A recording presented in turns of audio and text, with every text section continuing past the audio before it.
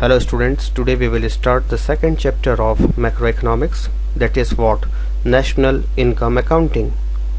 National income means the GDP of any country and accounting means estimating. So we have to estimate, we have to calculate the GDP of the national income of any economy. So how to estimate national income? So before that we have to study some basic concepts of the macroeconomics, basic concepts of the national income. In the year 1776, a book written by Professor Adam Smith, An Enquiry into the Nature and Causes of Wealth of Nation, उन्होंने लिखा था कि कोई भी देश कैसे इतना अमीर हो सकता है या कोई देश इतना गरीब क्यों हो सकता है, कैसे हो सकता है. So an inquiry into the nature and causes of wealth of nation, and because of this book he became the father of economics. आप देखते हैं कि अमेरिका एक डेवलप्ड कंट्री है और चाइना भी हमारे साथ साथ ही एक कंट्री बना था in the year 1949, but presently the China is the developed country and we are still struggling for the development. America is the most developed country of the world. How it is possible? So in this chapter we will discuss about all this things. If you will see the America continent में भी कुछ poorest country भी situated है, located है, like Venezuela, Colombia. African countries में भी the poorest countries वहाँ पर है, like Zimbabwe, Kenya, Niger, many sub Saharan African countries. They are under developed countries. This countries belongs to the third world. Their per capita income is less than $955 per annum. So there are the different types of the countries available present in this world. Some countries are the developed, some countries are developing, and some countries are underdeveloped. So it is very clear that there are the various types of the countries. Some are rich in the resources and some are the poor in resources. अगर हम earlier time की बात करें, in the earlier time जिस भी countries के पास में resources ज़्यादा होते थे, the possession of resources if they are having, it means they are called as the developed country. If they are having more of the natural resources, more of the human resources, they are having the more of the raw materials, then they be considered as the developed country. But the present time the definition of the developed country is different. If the country is performing more of the economic activities, if the country is performing more of the creativity, if the country is performing more of the production activities, then it will be termed as the developed country. जितना ज़्यादा आप production कर रहे हैं, जितना ज़्यादा आपका economic flow of the goods and services economy में हो रहा है, then you will be considered the most developed country in the present time. The transformation of the raw material into the finished goods आप कितना कर रहे हैं, कितना आप वैल्यू एडिशन कर रहे हैं, on the basis of this we will be considered as the developed country in the present time. But earlier time में possession of the resources, but present time में transformation of the raw material into the finished goods. So as we understood that more the economic activity if we will perform, more the productive activity if we will perform, we will be the more developed countries. So ये productive activities कैसे perform होती है? The first and foremost step for the productive activities, it is what? The investment. Investment means establishment of production house, establishment of the factories, establishment of the workshops, जहाँ पर हम man, machine, materials को organise कर कोई production का काम कर सके. So it is what? The setting up of the entrepreneurs, setting up of the business house. Second इसका टास्क आता है give the employment to the labours, those who need employment, या we will definitely require skilled and unskilled labor, we will give employment to the laborers. Third task, transformation of the raw material into the finished goods. हमारे पास cotton है तो हम cloth बनाएंगे, timber है तो furniture बनाएंगे. We are having the raw materials, then after we will convert this raw material into the finished goods. We will produce all the goods ranging from the pin to the aeroplane. हम वो सारी चीज़ें बनाएंगे जो कि economy में required है, एक पिन से लगाकर एरोप्लेन तक. We will produce all services also that is required in our economy, like doctors means medical services, banking, insurance, entertainment, any kind of the services what is required we will produce into our economy. finally it will be sold to the customer.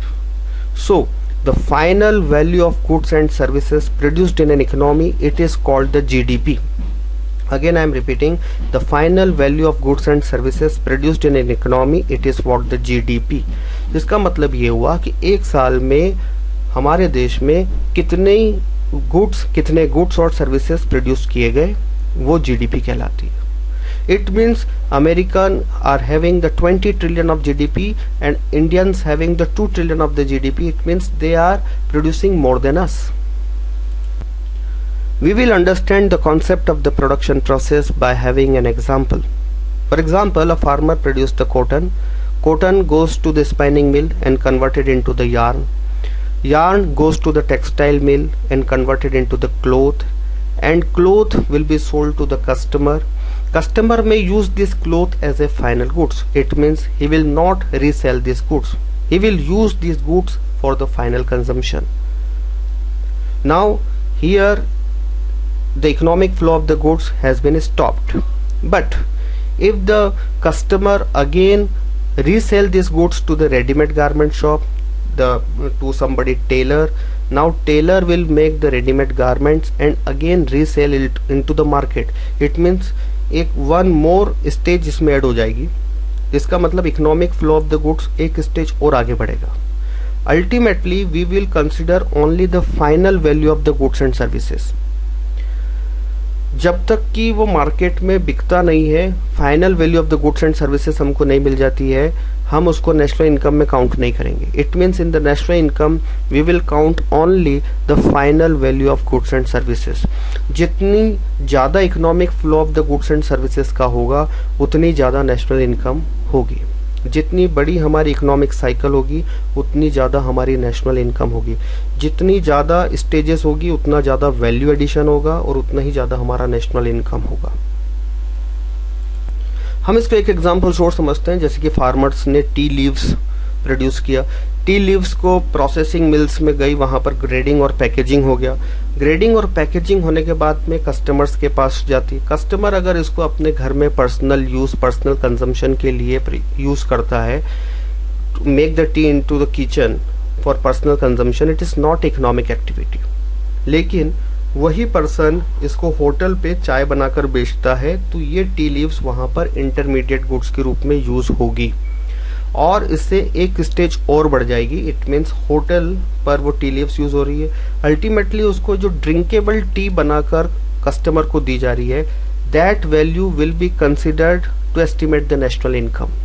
जो tea leaves customer ने purchase करी है, ultimately उस tea leaves का use किया जा रहा है ड्रिंकेबल टी प्रोड्यूस करने के लिए होटल में, और जो होटल में जो चाय बनाकर बेची जा रही है, it will be considered to estimate the national income. So final goods दो तरह के होते हैं. फाइनल गुड्स में भी first capital goods and second is the consumer goods. Number first की हम बात करते हैं. Capital goods means the goods which are used for production of another goods. Capital goods वे गुड्स होते हैं जिनकी मदद से हम और कोई दूसरे गुड्स का प्रोडक्शन करते हैं. लाइक लूम्स की मदद से हम क्लॉथ बनाते हैं. Like with the help of the tractor we get the farm output. हम जिस मशीनरीज का यूज कर कर हम कोई दूसरा कंज्यूमर गुड्स प्रोड्यूस कर रहे हैं, these are called the capital goods. Capital goods में भी the final goods, because tractors भी एक इंडस्ट्री के अंदर प्रोडक्शन हुआ है. इन मशीनरीज का भी कहीं पर प्रोडक्शन हुआ है. We are using the computers, तो कंप्यूटर्स भी कहीं पर प्रोड्यूस्ड हुए हैं.